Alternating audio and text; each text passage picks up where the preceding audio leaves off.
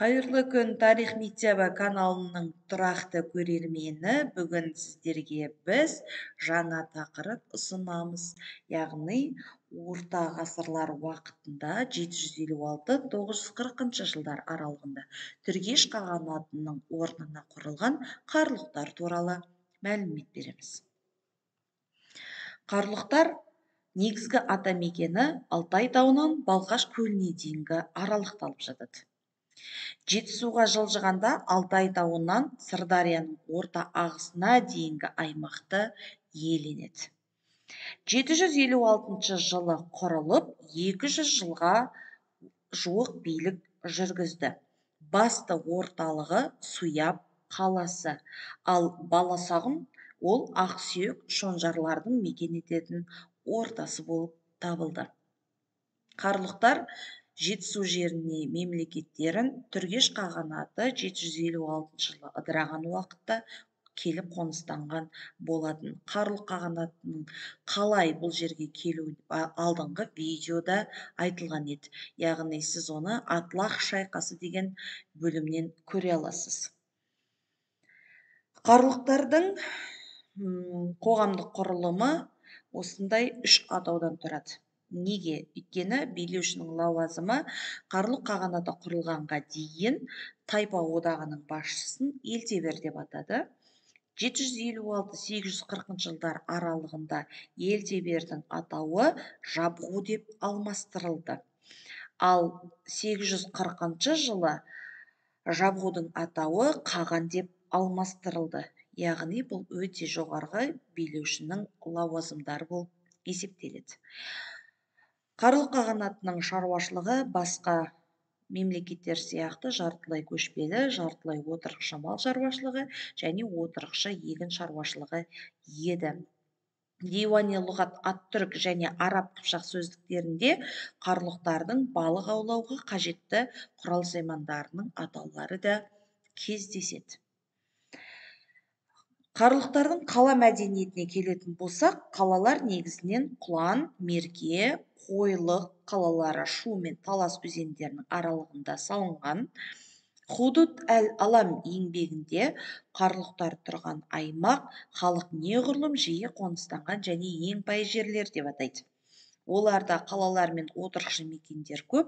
Қарлұқтардың елінде 25 қала мен қоныс бар.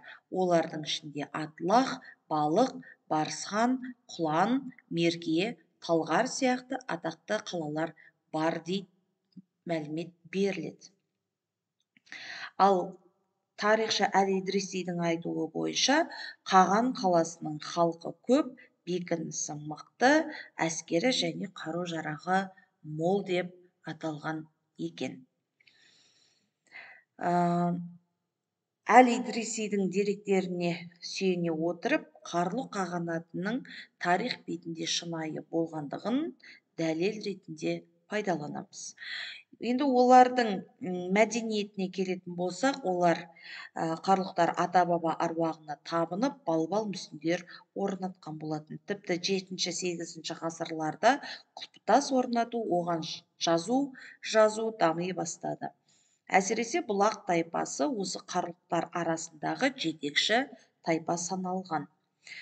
Суй империясының деректерінде қарлұқтардың Бұлақ руы Алтай тауын мекендейді деп жазылған. Ал 5 ғасырда қарлұқтардың Терек немесе Теле тайпаларының ішіне енгені туралы дерек берілген. Таң империясының 7 ғасырдағы Тянь-Шу әулетінің шежіресінде қарлұқтар туралы мынандай дерек білдіреді. Қарлұқтардың құрамына Бұлақ, Жікіл, Ташлық тайпалары кірген деп аталады.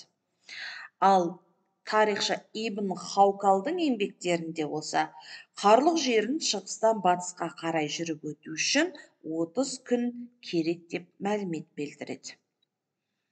Келесі жазба дерек қалдырған Ибн әл-Фақих қарлұқтар көне түркілер деп дәлелдеме береді. Ал әл-Марвази болса, қарлұқтардың құрамында 9 тайпа бар. Ол 3 Жікіл, 3 Бескіл, Бұлақ, Көгеркін, Тұқси, Лазана, Фаракия деп талданады. Қарлұқтар бұрын Тулис, яғни қазіргі атауы Алтай тауында тұрды және 9 оғыздарға құл болды деп келтіреді.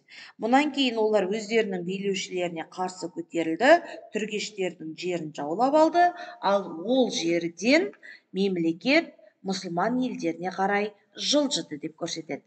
Енді мұсылман елдеріне қарай дегеніміз түргеш қағанатының территориясында араб халифатының ислам дінін енгізу жорықтары жүргізілген болатын. Сонымен бірге енді бір дерек бар, ол Күлтегін жазуы Шығыс түрік қағанатының дерегінде қалғандай қарлұқтарды қырып басып алдық деген болатын. Шығыс түрік қағанатының қысымына шыдамаған қарлұқтар Алтай тауларынан түргеш аймағына қарай жылжыған екен. Алдағы уақытта сіздерге қарлұқтардың саяси тарихы туралы айтылатын болады. Каналға тіркеліп, жазылып қоюды ұмытпаңыздар.